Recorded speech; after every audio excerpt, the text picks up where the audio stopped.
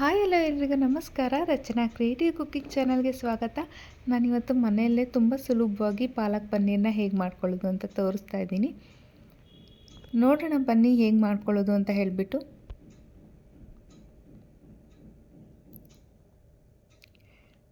ಮೊದಲಿಗೆ ಸ್ಟವ್ ಮೇಲೆ ಒಂದು ಸ್ವಲ್ಪ ನೀರಿಟ್ಟಿದ್ದೀನಿ ಕುದಿಯೋದಕ್ಕೆ. ಅದು ಕುದೀತಾ ಇರಲಿ. ಒಂದು ಮಿಕ್ಸಿ ಜಾರ್ ತೊಗೊಂಡು ಒಂದು ಮೀಡಿಯಮ್ ಸೈಜ್ದು ಟೊಮೊಟೊನ ಕಟ್ ಮಾಡಿಬಿಟ್ಟು ಗ್ರೈಂಡ್ ಮಾಡ್ಕೊತಾ ಇದ್ದೀನಿ. ಇದಕ್ಕೆ ಮಾಡೋದಕ್ಕೆ ಟೊಮೊಟೊ ಪ್ಯೂರಿ ಬೇಕಾಗುತ್ತೆ, ಅದಕ್ಕೋಸ್ಕರ ಇಲ್ಲಿ ಗ್ರೈಂಡ್ ಮಾಡ್ಕೊತಿರೋದು. ಗ್ರೈಂಡ್ ಮಾಡ್ಕೊಂಬರ್ತೀನಿ. ಈಗ ನೀರು ಕಾಯಕ್ಕೆ ಇಟ್ಟಿದ್ವಲ್ಲ, ಒಂದು ಪೂರ್ತಿ ಪಾಲಕ್ ಸೊಪ್ಪನ್ನ 3-4 ಸತಿ ನೀಟಾಗಿ ತೊಳೆದ್ಬಿಟ್ಟು ಕುದಿಯೋ ನೀರಿಗೆ ಹಾಕಿ ಎತ್ಕೊತಾ ಇದ್ದೀನಿ. ನೀರು ಮೊದಲೇ ಜಾಸ್ತಿ ಕುದ್ದಿದ್ರೆ ಹಾಕಿ ಎತ್ಕೊಬೋದು, ಏನು ಅದರಲ್ಲಿ ಬೇಯಿಸ್ಕೊಳ್ಳೋ ಅಂಥ ಅವಶ್ಯಕತೆ ಇಲ್ಲ. ಅದು ತಣ್ಣಗಾಗಬೇಕು. ಒಂದು ಸೈಡಲ್ಲಿ ಎತ್ತಿಟ್ಕೊಂಡು ಒಂದು ಬೌಲ್ ತೊಗೊಂಡಿದ್ದೀನಿ. ಒಂದು 4 ಸ್ಪೂನ್ ಕರಡು ಹಾಕ್ಕೊತಾ ಇದ್ದೀನಿ. ಮೊಸರು, ಗಟ್ಟಿ ಮೊಸರನ್ನ ಬಳಸಿದ್ದೀನಿ. ಅದಕ್ಕೆ ಒಂದು ಅರ್ಧ ಸ್ಪೂನ್ ಅರಿಶಿಣದ ಪುಡಿ, ಒಂದು ಅರ್ಧ ಸ್ಪೂನ್ ಜೀರಿಗೆ ಪುಡಿ, ಒಂದು ಅರ್ಧ ಸ್ಪೂನು ಕಾಳು ಮೆಣಸಿನ ಪುಡಿ, ಹಾಗೆ ಒಂದು ಅರ್ಧ spoon garam masala, 1 spoon Kashmiri red chilli ಪೌಡರ್ನ ಹಾಕ್ಕೊಂಡಿದ್ದೀನಿ. ಇದಕ್ಕೇ ಉಪ್ಪು ಬೇಕಾದ್ರೂ ಪುಡಿ ಉಪ್ಪನ್ನ ಹಾಕೋಬೋದು. ನಾನಿಲ್ಲಿ ಆಮೇಲೆ ಹಾಕ್ಕೊತೀನಿ. ಇದೆಲ್ಲದನ್ನು ಮಿಕ್ಸ್ ಮಾಡ್ಕೊಬೇಕಾಗತ್ತೆ.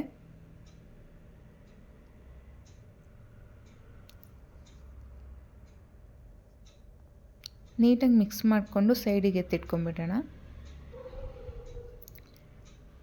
ನಂತರ ಒಂದು ಬಾಣಲಿ ಇಟ್ಕೊಂಡಿದ್ದೀನಿ. ಒಂದು 2-3 ಸ್ಪೂನ್ ಎಣ್ಣೆ ಹಾಕ್ಕೊಂಡಿದ್ದೀನಿ.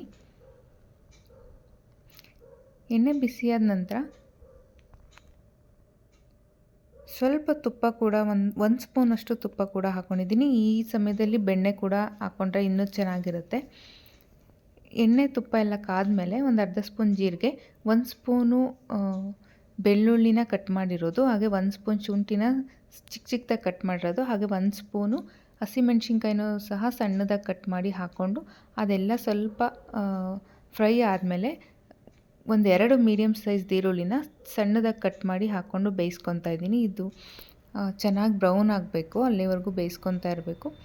ಹಾಗೆಯೇ ಪಾಲಕ್ ಸೊಪ್ಪನ್ನು ತಣ್ಣಗಾಗಕ್ಕೆ ಎತ್ತಿಟ್ಟಿದ್ವಲ್ಲ, ಅದನ್ನ ಒಂದು ಮಿಕ್ಸಿ ಜಾರಿಗೆ ಹಾಕ್ಕೊಂಡು ಗ್ರೈಂಡ್ ಮಾಡ್ಕೊಂಡಿದ್ದೀನಿ. ಈಗ ಮೊದಲೇ ರುಬ್ಬಿಟ್ಕೊಂಡಿರೋ ಅಂಥ ಟೊಮೊಟೊ ಪ್ಯೂರಿನೂ ಸಹ ಹಾಕ್ಕೊಂಡು ಹುರ್ಕೊಬೇಕಾಗತ್ತೆ. ಹಸಿ ಸ್ಮೆಲ್ಲೆಲ್ಲ ಹೋಗಬೇಕು, ಅಲ್ಲಿವರೆಗೂ ಚೆನ್ನಾಗಿ ಇದನ್ನ ಬಾಡಿಸ್ಕೊಬೇಕು. ಇದಕ್ಕೆ ನಾವಿವಾಗ ಮೊಸರು ಜೊತೆ ಮಸಾಲಾನ ಎಲ್ಲ ಮಿಕ್ಸ್ ಮಾಡಿ ಇಟ್ಕೊಂಡಿದ್ವಲ್ಲ, ಅದನ್ನೂ ಸಹ ಹಾಕ್ಕೊಂಡಿದ್ದೀನಿ. ಇದು ಎಣ್ಣೆ ಬಿಟ್ಕೊತ ಬರುತ್ತೆ, ಅಲ್ಲಿವರೆಗೂ ಇದನ್ನು ಚೆನ್ನಾಗಿ ಕುಕ್ ಮಾಡಬೇಕು. ಇದಕ್ಕೆ 1-1.5 ಸ್ಪೂನ್ ಧನಿಯಾ ಪುಡಿ ಸೇರಿಸ್ಕೊಂಡಿದ್ದೀನಿ. ಇವಾಗ ಅಲ್ಲಿ ನಾವು ಉಪ್ಪು ಬಳಸಿಲ್ಲ ಅಂದರೆ ನಾವು ಇಲ್ಲಿ ಉಪ್ಪು ಹಾಕ್ಕೊಬೋದು.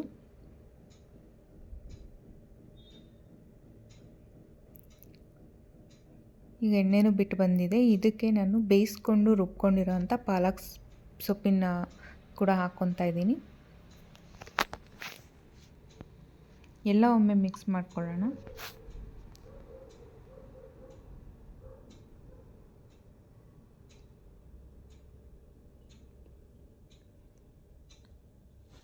ಇದು ಕೂಡ ಹಸಿ ಸ್ಮೆಲ್ಲೆಲ್ಲ ಹೋಗಿ ಚೆನ್ನಾಗಿ ಕುದೀತಾ ಇದೆ.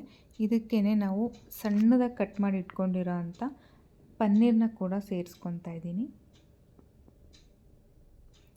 ಇದು ನಿಧಾನಕ್ಕೆ ಮಿಕ್ಸ್ ಮಾಡ್ಕೊಬೇಕಾಗತ್ತೆ.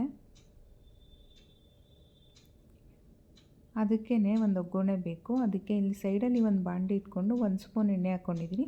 ಸ್ವಲ್ಪ ಬೆಳ್ಳುಳ್ಳಿನ ಸಣ್ಣದಾಗಿ ಹಚ್ಬಿಟ್ಟು ಹಾಕ್ಕೊಂಡಿದ್ದೀನಿ. ಅದು ಫ್ರೈ ಆದಮೇಲೆ 1 ಸ್ಪೂನು ನಾರ್ಮಲ್ ಖಾರದ ಪುಡಿನ ಹಾಕ್ಕೊಂಡಿದ್ದೀನಿ. ಕಾಶ್ಮೀರಿ ರೆಡ್ ಚಿಲ್ಲಿ ಪೌಡ್ರಲ್ಲ, ನಾರ್ಮಲ್ ರೆಡ್ ಖಾರದ ಪುಡಿ.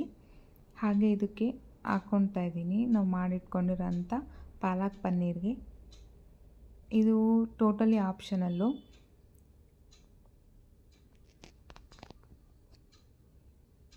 ಹಾಗೆ ಕ್ರೀಮು ಸಹ ಹಾಕ್ಕೊತಾ ಇದ್ದೀನಿ, ನೋಡೋದಕ್ಕೆ ಚೆನ್ನಾಗಿರುತ್ತೆ ಅಂತ. ನೋಡಿದ್ರಲ್ಲ, ನಾನಿವತ್ತು ಚಪಾತಿ ಜೊತೆ ಸರ್ವ್ ಮಾಡಿದ್ದೀನಿ. ನೀವು ಒಮ್ಮೆ ಟ್ರೈ ಮಾಡಿ, ಹೇಗೆ ಬಂದಿತ್ತು ಅಂತ ಕಮೆಂಟ್ ಮಾಡಿ.